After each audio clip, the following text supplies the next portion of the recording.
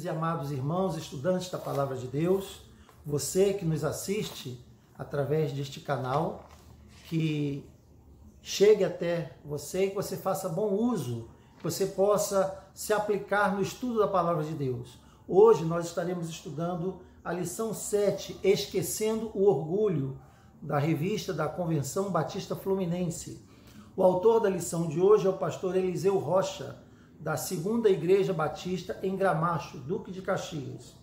O texto base está em Esdras 9, de 5 a 9. Antes de iniciarmos o estudo e lermos a palavra de Deus, vamos orar. Senhor Deus e Pai, muito obrigado pela oportunidade que nós temos de estudar a Tua palavra e de poder, ó Pai, usar este canal para dividirmos com outros, ó Pai, a beleza da Tua palavra, do aprendizado da Tua palavra. Fala conosco, usa, Senhor Deus, que eu seja apenas instrumento Seu para falar aquilo que cada um que acessar este vídeo necessite, que o Senhor necessita para a vida dele, a começar em mim, em nome de Jesus. Amém. Bom, queridos, o texto base, como falado, está em Esdras 9, de 5 a 9.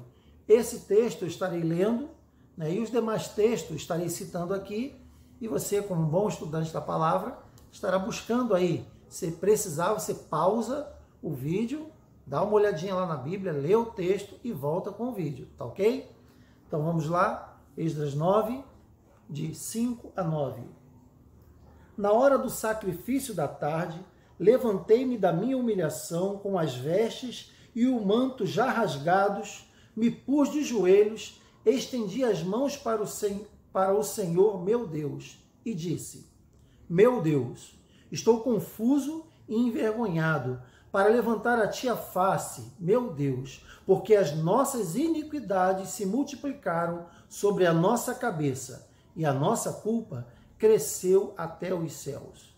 Desde os dias de nossos pais até hoje, estamos em grande culpa e por causa das nossas iniquidades fomos entregues, nós, os nossos reis e os nossos sacerdotes, nas mãos dos reis de outras terras e sujeitos à espada, ao cativeiro, ao roubo e à ignomínia, como hoje se vê.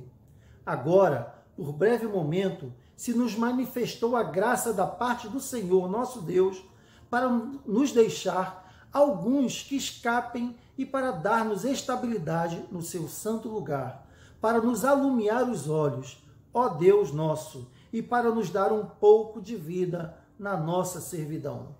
Porque somos servos, porém, na nossa servidão não nos desamparou o nosso Deus. Antes, estendeu sobre nós a sua misericórdia e achamos favor perante os reis da Pérsia para nos reviver, para levantar a casa do nosso Deus, para restaurar as suas ruínas e para que nos desse um muro de segurança em Judá e em Jerusalém. Bom, os irmãos que têm acompanhado os estudos desta lição, né? O estudo deste trimestre fala em recomeçar, né? Anteriormente nós estudamos sobre adversidades e agora sobre recomeçar. E a lição de hoje vai falar que nós, para recomeçar, precisamos esquecer o orgulho, né? Bom, a gente vai falar um pouquinho de Esdras, mas antes do assunto em si, do tema da lição de Esdras, eu preciso trazer aqui o que o dicionário fala sobre a palavra orgulho. Bom, orgulho, sentimento de prazer, satisfação com seu próprio valor, com a própria honra. Bom, humanamente nós falando, né?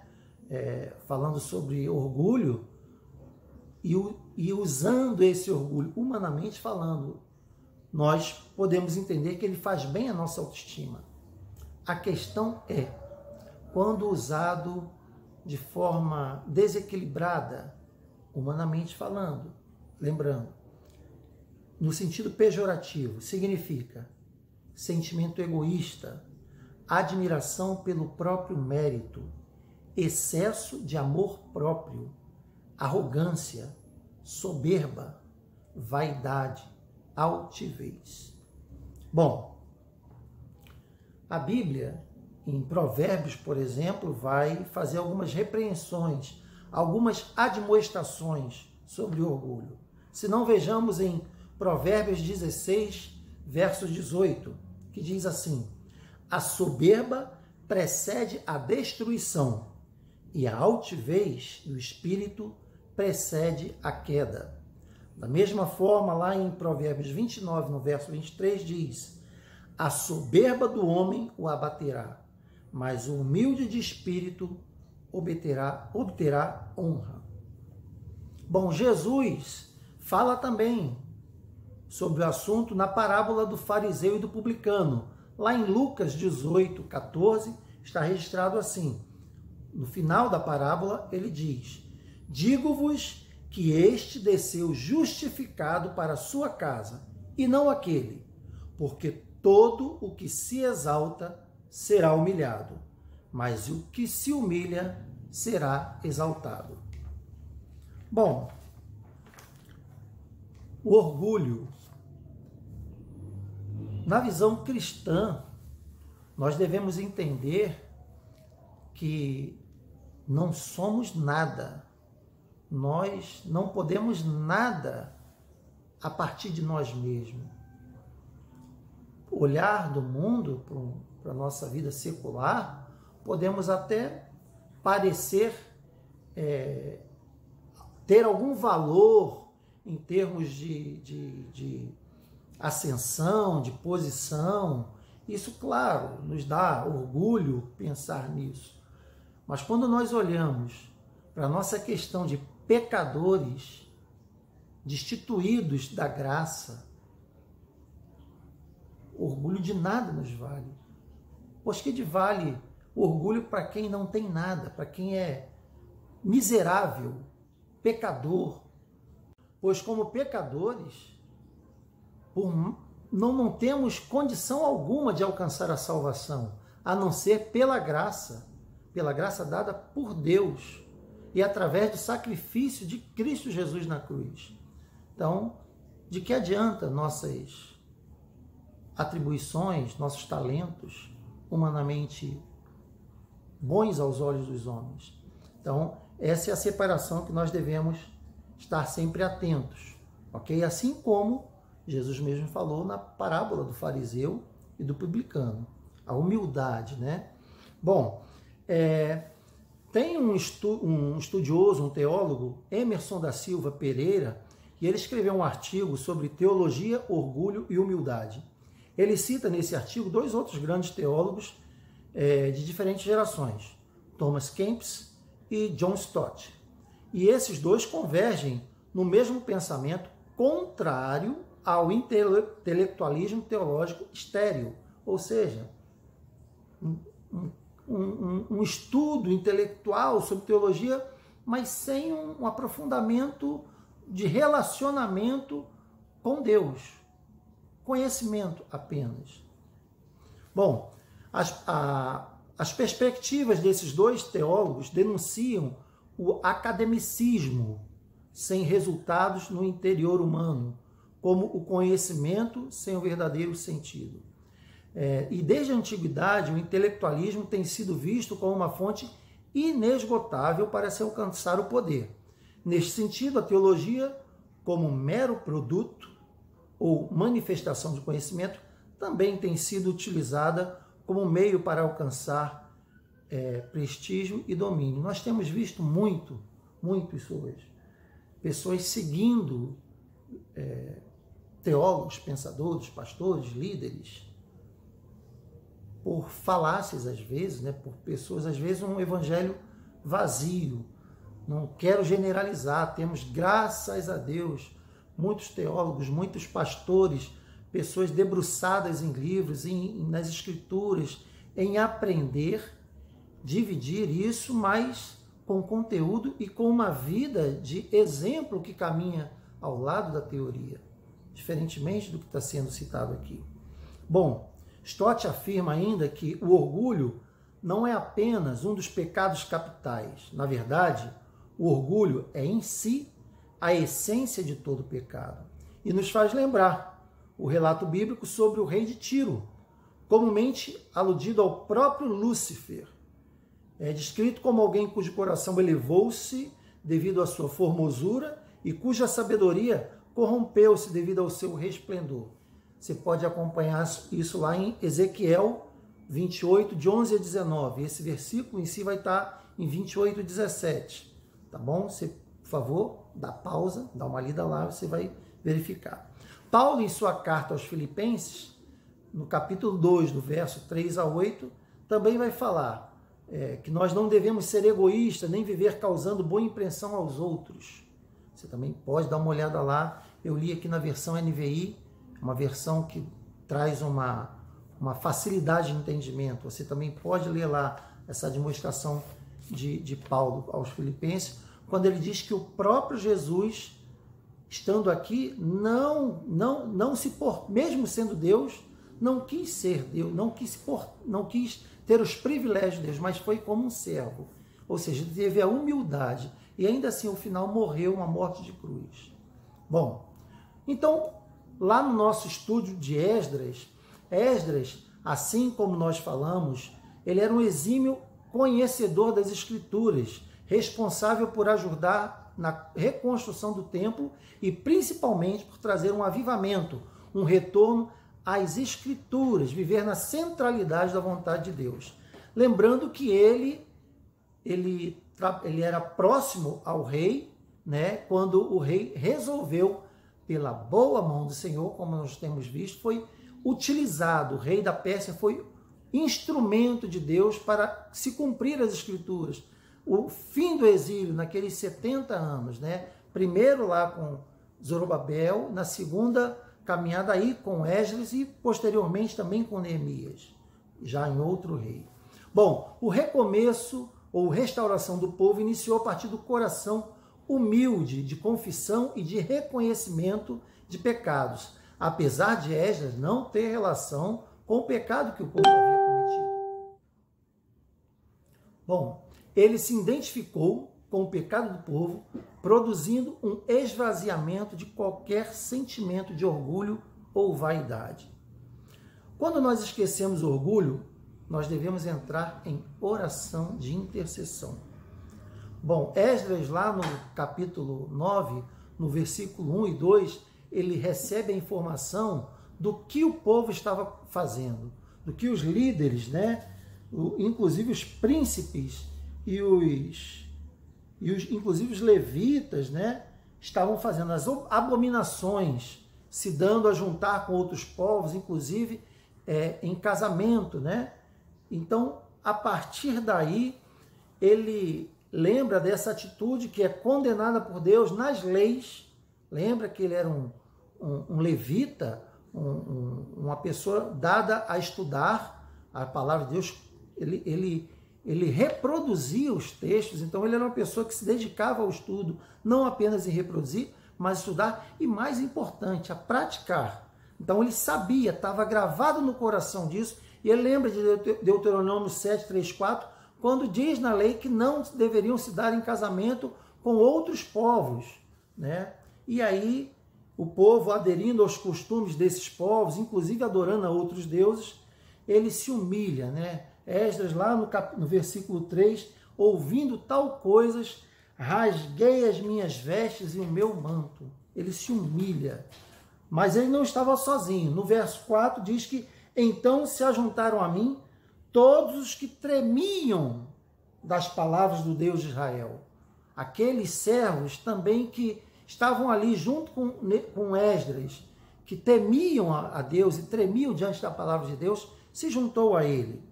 E lá no verso 5 é quando ele inicia, na hora do sacrifício da tarde, ele se dirige e vai fazer essa oração que nós lemos aqui, que está lá do verso 5 ao verso 15, na verdade. Nós lemos até o 9. Você pode dar aquela pausa no vídeo e lá também ler. Bom, o segundo tópico é quando esquecemos orgulho, nos identificamos com o próximo. Verso 6, está lá, que disse: meu Deus, estou confuso e envergonhado para levantar a ti a face, meu Deus. porque as nossas iniquidades se multiplicaram sobre a nossa cabeça e a nossa culpa cresceu até aos céus. Bom, ele se inclui, mesmo não estando naquele pecado que o povo tinha cometido, naquelas transgressões, ele se reconhece como pecador, se junta ao povo e, para isso, ele se coloca no lugar do povo para ter esse sentimento de, primeiro, arrependimento, né? Ter um coração contrito a ponto de fazer a sua oração, intercedendo por todo o povo. Bom, então, ele se coloca como intercessor do povo e não apenas reconhece os erros de sua época, como também dos seus antepassados. Ele lembra como erraram os nossos pais, os nossos reis, né? Então, ele vai trazer à memória tudo isso nesta oração.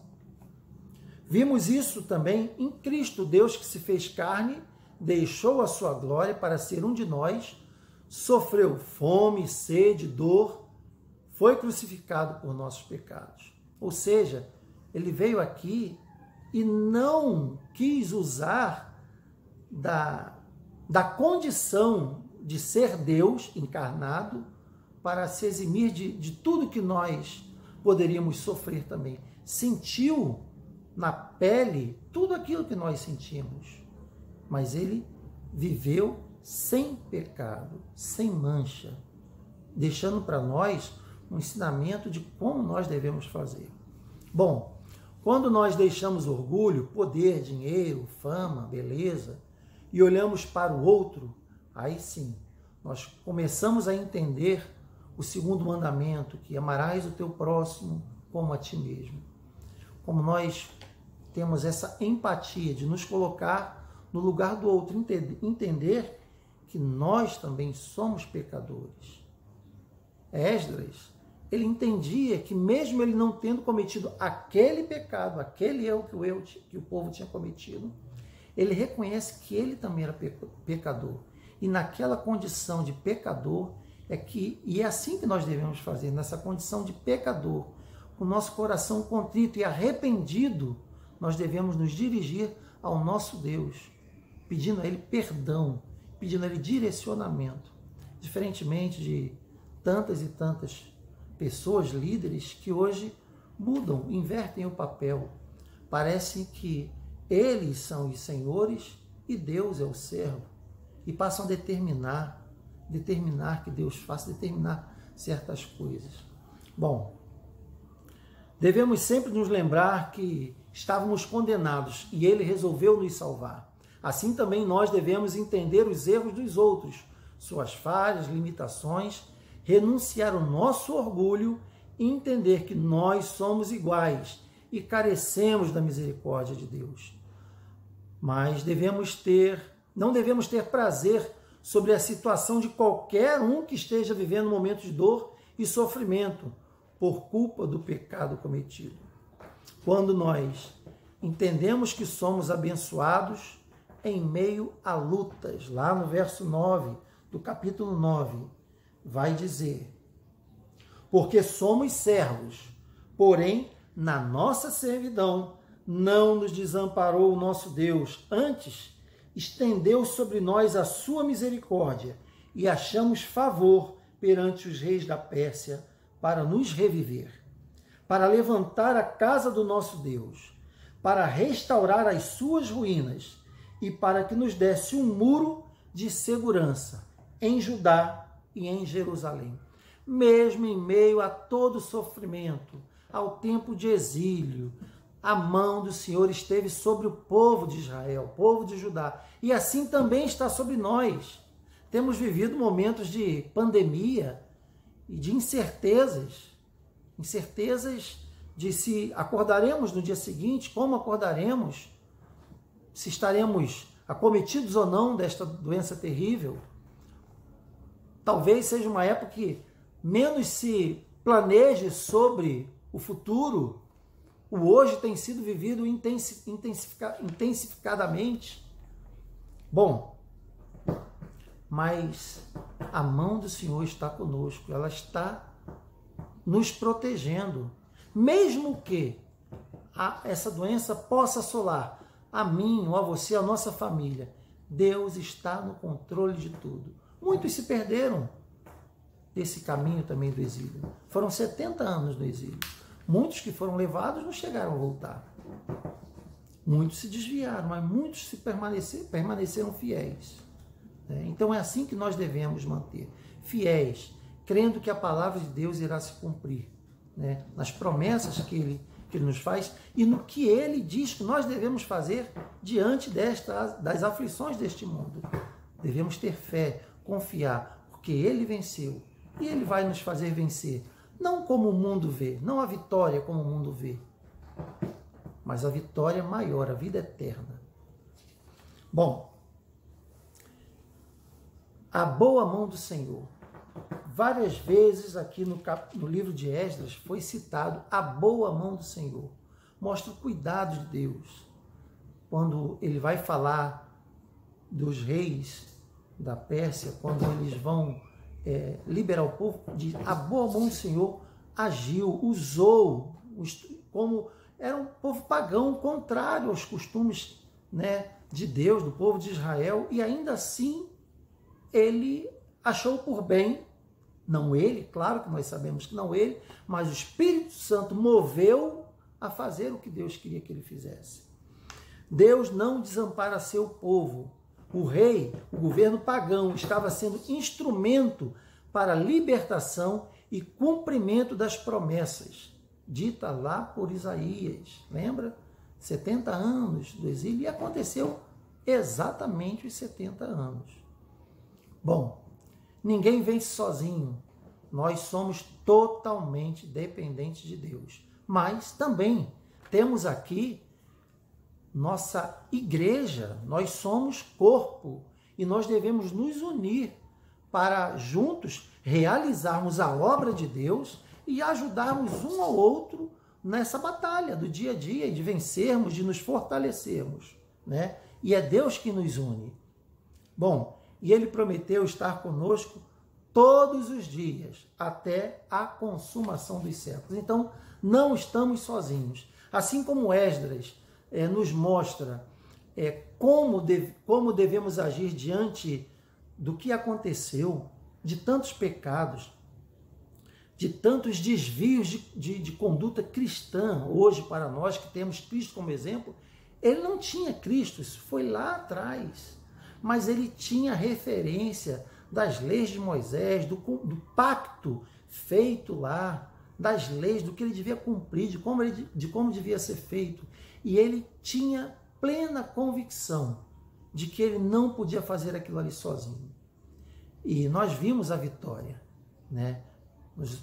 já em alguns estudos falamos, mas nos próximos estudos também vamos falar da reconstrução do templo, da reconstrução do muro, e principalmente uma coisa que muito me faz saltar o coração, quando Esdras e Neemias juntam o povo e vão estudar as Escrituras, e o povo fica desde cedo até tarde em pé, ouvindo as Escrituras, ouvindo os ensinamentos.